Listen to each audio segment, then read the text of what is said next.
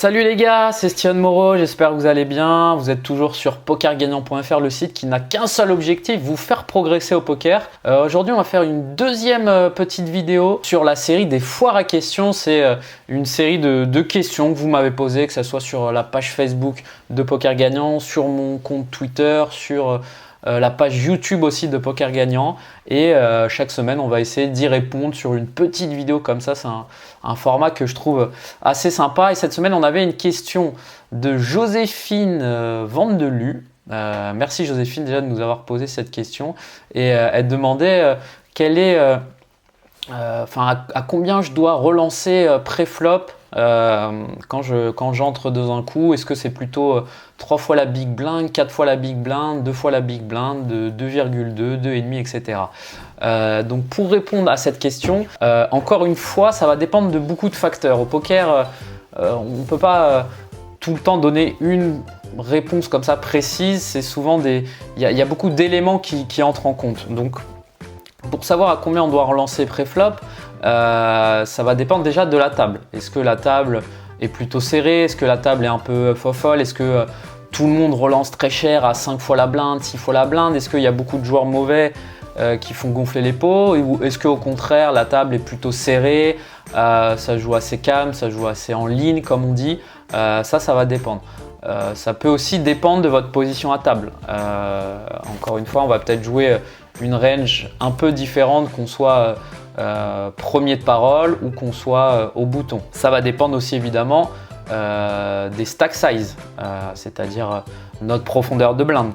Comme on va l'apprendre ensemble sur Poker Gagnant, on va avoir une stratégie où on va jouer un peu plus en value, c'est-à-dire qu'on va avoir une sélection de mains pré-flop qui va être potentiellement assez large, mais qui ira vers des bonnes mains. On va éviter de relancer avec des 7 et 3, des rois 4, des mains qui n'ont aucun intérêt, qui n'ont pas de potentiel. On peut les relancer, mais ça c'est une stratégie avancée, on en reviendra peut-être plus tard. Comme nous on va privilégier des mains assez fortes, on va avoir envie de relancer à peu près toujours le même sizing. Je pense qu'il faut que vous choisissiez un sizing avec lequel vous êtes à l'aise. Donc je pense que 2,5 c'est assez bien, c'est un sizing assez standard de maintenant. 3 fois la blinde c'est un peu cher, après vous pouvez le faire en début de tournoi. Plus vous êtes deep en fait, plus c'est pas dérangeant de relancer assez cher. Parce que les joueurs sont profonds, les joueurs vont faire des erreurs, donc il ne faut pas hésiter à relancer assez cher par exemple en début de tournoi. Si vous voyez que la table est très collante, que les gens vont voir beaucoup de flops, par exemple, si vous avez une paire d'as, vous pouvez relancer à 4 fois la blinde, 5 fois la blinde. Si vous savez que vous allez vous faire payer, faut pas hésiter. Après, quand vous êtes à des stack size qui sont en dessous des 30 big blinds par exemple, 25 blindes, 20 blindes, vous n'avez plus trop d'intérêt à relancer à 3 fois la blinde, même à 2,5. Vous pouvez commencer à faire par exemple 2,2 la blinde, même vous pouvez min raise. C'est pas dérangeant. Il faut savoir que vous avez à peu près le même risque récompense que vous relanciez à 2 fois la blinde ou à 2,5. Ça ne va pas changer grand chose. Si quelqu'un a envie de payer au bouton une main, il le fera autant que vous fassiez 2,5 ou 2 fois la blinde. C'est pareil en blinde. Si un joueur a envie de défendre sa blinde, il le fera de la même manière que vous fassiez 2,2 ou 2 fois la blinde. Après, il y a des joueurs récréatifs qui, dès que c'est un min raise, vont tout le temps défendre. Ce qu'ils appellent la cote, ce qui est la cote du pot, mais ils l'utilisent à mauvais escient. C'est-à-dire qu'ils vont se permettre de défendre une main comme, je sais pas, roi 2 dépareillé, juste parce que ils ont la cote. Ce qui peut être bien joué, mais à un niveau plutôt amateur, on va quand même avoir une sélection de mains assez forte en bataille de blinde, en big blind pardon. Ce que je veux dire en conclusion un peu de cette vidéo, c'est que au poker la clé c'est l'adaptation, c'est-à-dire que comment vous allez vous adapter à la table. C'est pour ça que je ne peux pas vous dire il faudrait de manière générale relancer à 3 fois la blinde, 2 fois la blinde. Ça va dépendre vraiment de vous, de comment vous vous sentez à table, de votre position, etc. Et ensuite, je vous donne un exemple. Imaginons que vous êtes au bouton au cut-off et depuis le début, vous avez relancé à 2 fois la blinde. Et à chaque fois que vous avez relancé à 2 fois la blinde, la big blind a défendu. Parce qu'à chaque fois, il dit « Oh bon bah c'est une invitation, j'ai juste une blinde à mettre, je paye ». Du coup, vous vous retrouvez dans des spots un peu compliqués, etc. La main d'après, vous dites « Tiens, bah je vais essayer de relancer un peu plus cher, voir comment ce joueur s'adapte. Et vous faites par exemple une relance à 3 fois la blinde.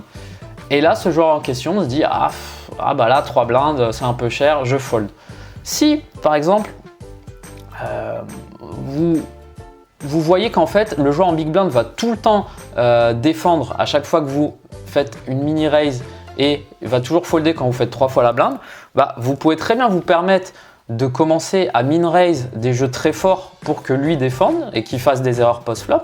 Et vous pouvez très bien vous permettre de relancer un peu plus cher quand vous avez des mains moyennes parce qu'il va fold. Après, il faut faire attention parce que si vous faites ça, vous allez être un peu lisible et vous allez vous faire exploiter par d'autres joueurs.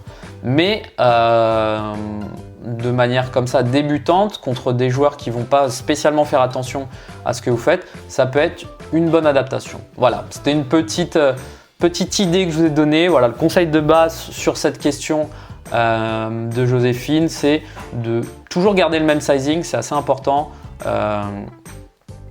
Si vous relancez à 2 fois et demi la blinde, relancez à 2 fois et demi la blinde, que vous ayez une petite paire ou vous ayez 2 as.